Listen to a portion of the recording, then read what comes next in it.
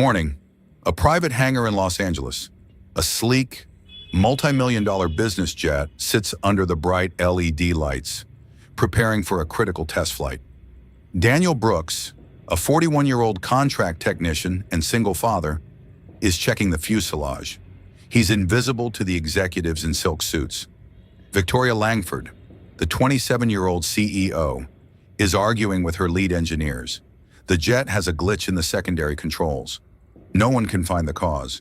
Daniel speaks quietly. It's not a control issue. Victoria mocks him. Fly this jet, then we'll talk. Daniel doesn't laugh. You don't want it to fly like this. Silence. The truth starts here. Watch. Daniel Brooks was a man of steel, silence, and absolute rhythmic precision. At 41, his face was a map of high-altitude experience, etched with the subtle lines of a man who had spent more time staring at the curvature of the earth than at the polished floors of a corporate lobby. He was currently employed as a contract maintenance technician for Langford Aerospace, a role that involved a lot of grease, heavy toolkits, and remarkably little recognition. To the high-flying designers and aggressive VPs who hurried through the hangar, Daniel was just part of the scenery. He was the man who ensured the rivets were tight, the man who cleaned the filters, the man who was essentially invisible in his navy blue coveralls. But Daniel's history was a well-guarded vault. 12 years ago, he was a Tier 1 senior test pilot and systems engineer for the most advanced military contractors in the world. He was the man they sent into the Mojave Desert to fly prototypes that the computer models said were unstable. He was known for his vortex intuition, the ability to feel a mechanical failure through the vibration of the airframe before the sensors even registered a spike. He understood that at Mach 2, the metal doesn't just expand, it screams. In the tight-knit world of black-budget aviation, he was simply known as the Ghost. He had logged more hours in the red zone than most pilots did in their entire careers. Then his world stopped spinning.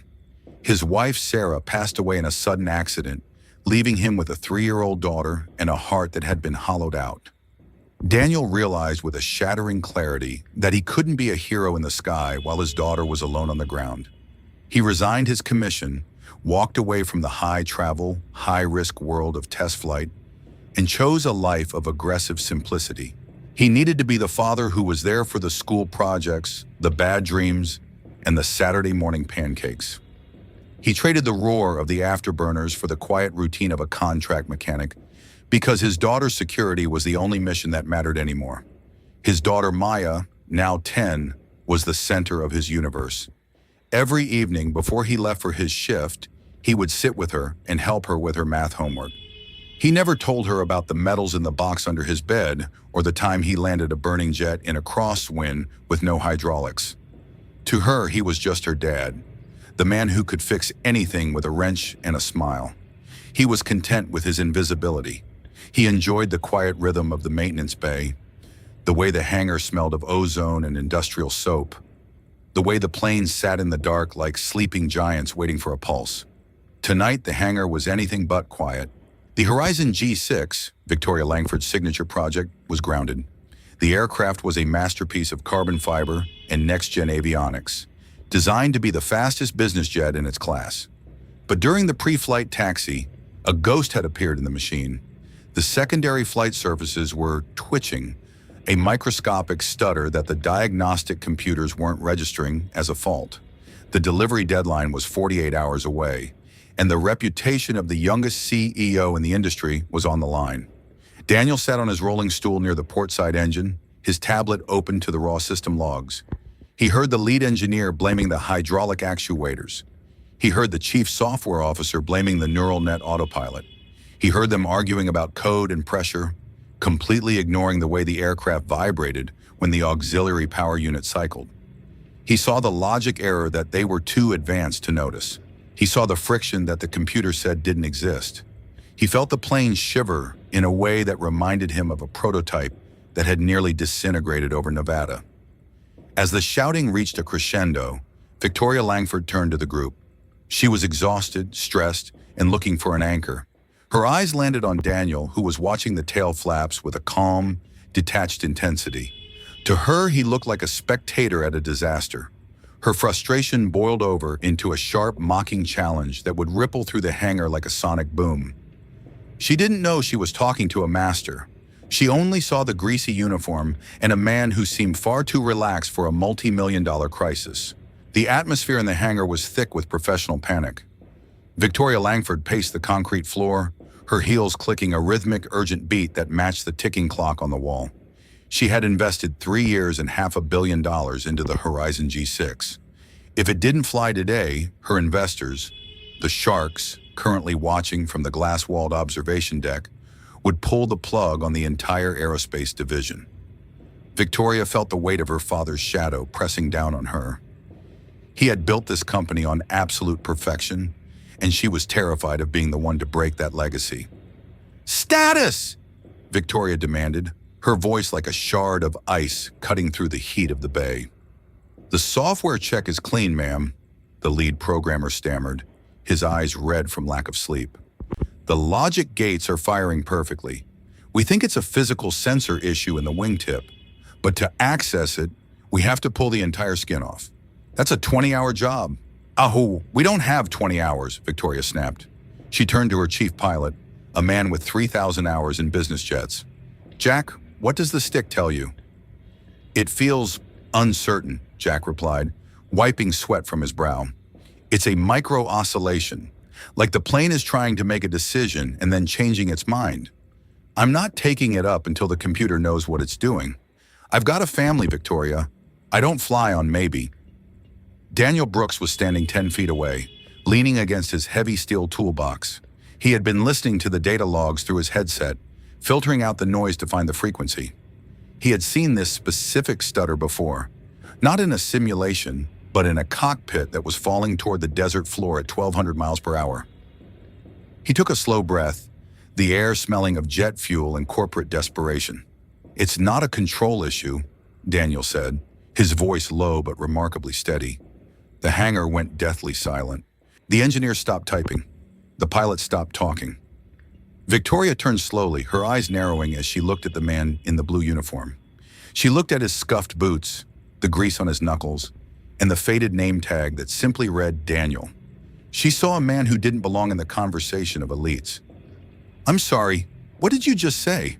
Victoria asked, her tone dripping with a dangerous, unearned condescension. "The stutter isn't in the control surface," Daniel repeated, standing his ground. "And it's not in the code. You're looking at the wrong layer of the system. You're trying to fix the symptoms because the sensors are lying to you. You're treating the aircraft like a machine, when you should be treating it like a physical environment." One of the senior engineers let out a shallow, mocking laugh. "Listen, pal, we've got 3 PhDs in this room and 10,000 hours of combined flight time. We're dealing with high-frequency avionics here, not a broken lawnmower. Why don't you get back to the landing gear and leave the systems to the professionals?" Victoria stepped closer to Daniel, her presence designed to intimidate. She saw a nobody who was delaying her mission with unverified opinions. She decided to make an example of him to vent the mounting pressure of the morning. "You seem quite sure of yourself, Daniel," Victoria said, her smile not reaching her eyes. "Since you have all the answers while my elite team is stumped, perhaps we've been using you incorrectly. If you're such an expert on how this jet should behave, then fly it. Fly this jet for the test run, then we'll talk about your system's expertise. Otherwise, keep your mouth shut and your wrench moving." "Which is it?" A few of the VPs chuckled nervously. It was a classic Victoria move, silencing a subordinate with an impossible, high-stakes ultimatum. They expected Daniel to look at the floor and apologize. They expected him to retreat into his lane. But Daniel didn't flinch. He didn't look away. He looked directly into Victoria's eyes with a clarity that made the room feel cold. He didn't take the challenge according to her script. He took it according to the laws of physics. "I don't need to fly it to know the problem," Daniel replied, his voice gaining a resonant, authoritative strength. "And frankly, you don't want it to fly like this. If you put that aircraft in a high-speed climb right now, the system will overcorrect for a lag that doesn't exist. You'll hit a structural resonance at Mach 0.7 that will shear the horizontal stabilizer right off the tail. You wouldn't even have time to declare an emergency. You'd be a rain of carbon fiber over the Pacific in less than 60 seconds. The mockery in the room evaporated instantly. The logic was too precise. The vocabulary was too specific. The senior engineer's smirk vanished as he looked back at the telemetry with a new, terrified perspective. Daniel wasn't talking like a mechanic anymore. He was talking like the man who designed the rules of the sky. The silence in the hangar stretched for what felt like an eternity. Victoria Langford stared at the man in the grease-stained overalls. She was a woman who lived by the data, and the data in front of her was telling two different stories. Her experts were guessing, but the mechanic was speaking with a level of certainty that was terrifyingly familiar to her. He sounded like her father, a man who had built this company from nothing but a feeling and a drafting board. "You said it's not a control failure," Victoria said, her voice dropping to a whisper. "Then show us. Show us exactly what we're missing. If you're wrong, you're out of here. If you're right, I'll listen." One of the engineers started to protest. "Victoria, we can't let a contractor access the flight core logs. It's a breach of every security protocol in the book." "Let him talk," Victoria commanded, her eyes never leaving Daniel's. Daniel didn't hesitate. He walked over to the primary data terminal, his movements purposeful and unhurried. He didn't touch the keyboard. He pointed to a specific flickering line of hex code on the secondary monitor, a stream of raw sensor data that the engineers usually ignored in favor of the pretty graphical user interface. "Look at the timestamps on the feedback loop from the pitot static sensors," Daniel directed. "The system is refreshing at 200 Hz. But look at the response from the secondary flight computer. It's lagging by 0.3 of a millisecond. To your diagnostic software, that's nominal. It doesn't trigger an error because it's within the artificial margin of the software designers." The lead engineer squinted at the screen, his mouth slowly dropping open. 0.3? That's within the noise floor of the electronics. It shouldn't affect the mechanical response of a 100-ton jet. "It doesn't, until the engines reach 80% power," Daniel countered, his fingers tracing a curve on the airframe schematic. "When the vibrations from the turbines hit that specific frequency, they interfere with the unshielded cable in the rear bulkhead. The cable isn't broken, but it's picking up electromagnetic static. The computer thinks that static is a sudden gust of wind, so it tells the flaps to move. Then it realizes there is no wind, so it tells them to stop. That's your twitch. It's a ghost in the feedback loop, not a software bug. You're fighting physics, not code." The room went deathly silent. The engineers began to run a cross-check. They pulled up the frequency maps of the turbine vibration and overlaid them with the sensor lag timestamps. The match was perfect. It was a 1 in a million structural harmonic conflict that no computer simulation could have predicted because it required the feel of the engine. "If we had flown," the chief pilot Jack whispered, his face turning a sickly shade of ash gray, "the high-altitude turbulence would have amplified that static. The system would have gone into a catastrophic feedback cycle. We would have lost the tail before we even cleared the coast." Victoria felt a cold sweat break out on her neck. She looked at the Horizon G6, her legacy, her pride, and realized it was nearly a beautiful, high-tech coffin. She turned back to Daniel, her eyes now filled with a profound, heavy respect. The Ice Queen was gone, replaced by a woman who had just realized she was standing in the presence of a master. "How did you see that?" Victoria Hoy, her voice trembling slightly. "My senior team spent 10 hours on this.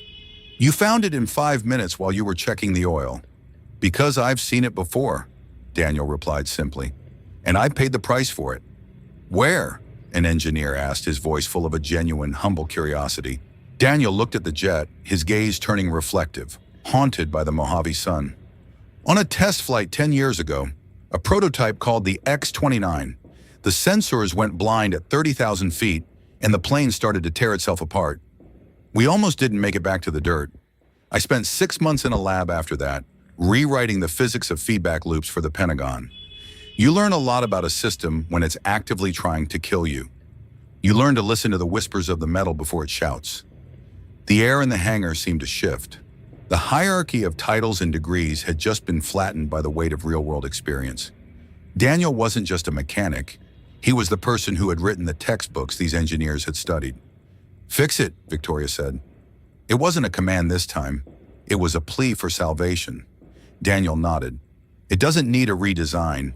It just needs a shielded bridge across the bulkhead and a manual offset in the timing loop to ignore the turbine frequency. Give me 40 minutes. The flight test took place 2 hours later. With the sensor lag corrected, the Horizon G6 performed flawlessly. It sliced through the Los Angeles sky like a hot knife through butter, hitting every performance metric with surgical precision. The Iron Queen had her victory. The contract was saved. The investors were already talking about a public offering. But Victoria Langford didn't feel like a winner.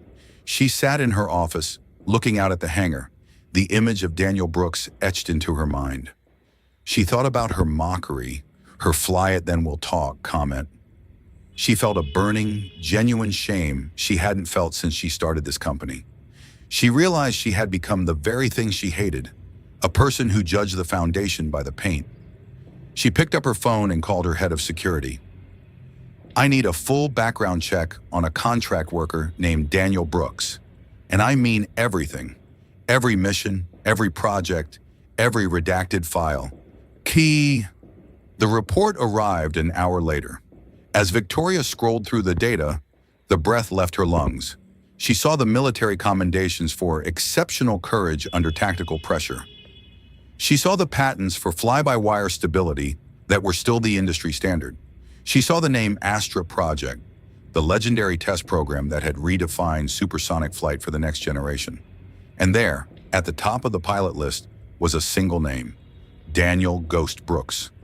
She realized then that she hadn't just mocked a mechanic. She had mocked the man who had quite literally built the foundation of her entire industry. He hadn't been hiding because he had failed. He had stepped back because he had found something more important to protect. He was a man who had mastered the sky and realized the earth was where he belonged. He wasn't afraid of the fall. He was just finished with the altitude. The next morning, Daniel was at his usual post in the hangar, checking the hydraulic lines on a cargo transport. He looked like the same quiet man he had always been, but the atmosphere around him had changed fundamentally. The engineers who had laughed at him were now bringing him coffee. The junior techs were watching him with wide, respectful eyes. He was no longer a shadow. He was the center of the room. Victoria walked into the hangar. She wasn't wearing the designer blazer today. She was in a simple shirt and jeans, her hair down, looking strangely human. She walked straight up to Daniel, ignoring the VPs who were trying to catch her attention. "Daniel," she said, her voice soft but clear. Daniel looked up, offering a polite nod. "Ms. Langford, the G6 performed well? I saw the telemetry reports in the morning log." "It was perfect," Victoria replied. She hesitated, looking at his calloused hands. "I did some reading last night about the Astra project, about the ghost of the Mojave. I saw the reports from the crash investigation." Daniel's expression remained neutral, but his eyes flickered with a brief, sharp memory. "That was a long time ago, Victoria. A different life, a different version of the wind." "You were a hero, Daniel. You were the best in the world. Why are you sitting in a hangar in Burbank checking my hydraulic seals for a technician's wage? You could be running the company."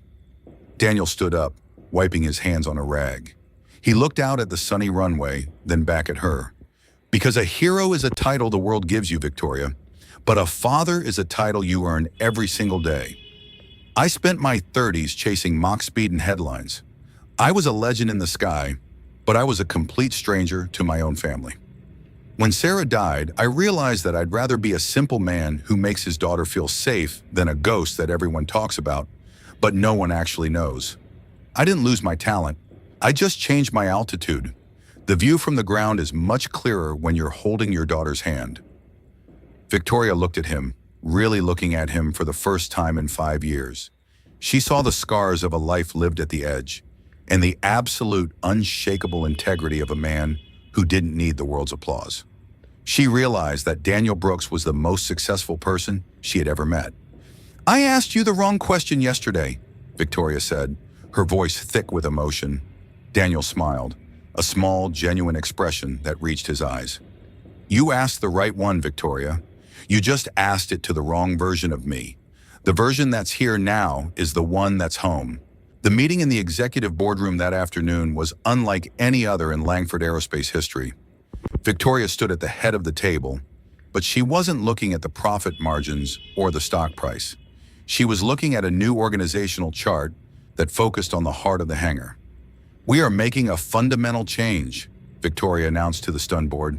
"Effective immediately, we are establishing a new division, Systems Integrity and Human Factors. We're going to stop designing for the computer and start designing for the pilot. We're going to build foundations, not just airframes. And I've found the person to lead it." She looked toward the door. Daniel Brooks walked in. He wasn't wearing a tuxedo or a sharp suit. He was in a clean, dark sweater and simple trousers. He still looked like a father who had just come from a school event, because he had. He carried a quiet, undeniable authority that made the entire room go silent. The senior engineers in the room recognized him now. They stood up instinctively. They knew that the pattern man was now their boss. "This is Daniel Brooks," Victoria introduced him, her voice full of a rare pride. "He's not here because of his past resume. He's here because he was the only person in this building who wasn't afraid to tell the CEO she was wrong. He's here to make sure our foundations are as strong as our ambitions. He is our Chief Integrity Officer." Daniel simply nodded to the room. He didn't make a long speech. He didn't have to. His presence was a reminder of the truth that had been exposed in the hangar. The Horizon G6 went on to become the safest and most successful aircraft in its category. The Brooks Standard, focusing on human-centric calibration and ground-up integrity, became the new benchmark for the entire aerospace industry. Langford Aerospace wasn't just a tech giant anymore. It was a company that people trusted with their lives. Daniel stayed as the Director of Integrity for 5 years. He worked from his home 3 days a week, ensuring he was always there for Maya's soccer games and music recitals. He never asked for the spotlight, and he never wore a tie. He remained the invisible architect of the company's soul, guiding the next generation of engineers to listen to the machine.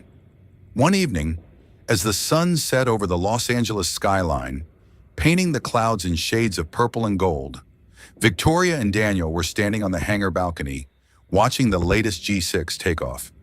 "Do you miss it, Daniel?" Victoria Hoy, leaning against the railing. "The speed? The edge? The being a ghost?" Daniel looked at his daughter, who was waiting in the car below, waving her new science trophy with a beaming smile. He smiled back, a warm, rich sound that echoed in the quiet air. "No," he replied. "I spent too long looking at the view from the top of the mountain. I think I prefer the view from the ground. The air is a lot easier to breathe down here, and I have a science project to finish. A hero in the cockpit is good for the news, but a dad at the dinner table is better for the soul." True excellence. It isn't found in a title, a paycheck, or a bank account. It's found in the quiet courage to be yourself, even when the world is telling you to be something else. Daniel Brooks was home, and for the first time in his life, the rhythm was perfect. True expertise does not need a stage or a spotlight. It is built in the shadows through integrity and sacrifice. Never underestimate the person standing in the background. They might be the only one who truly understands the foundation and holding everything up. Character is the only title that never fades, and knowing when to land is just as important as knowing how to fly. If you believe that experience speaks louder than titles, subscribe for more stories like this. And tell me in the comments, have you ever underestimated someone and been proven completely wrong?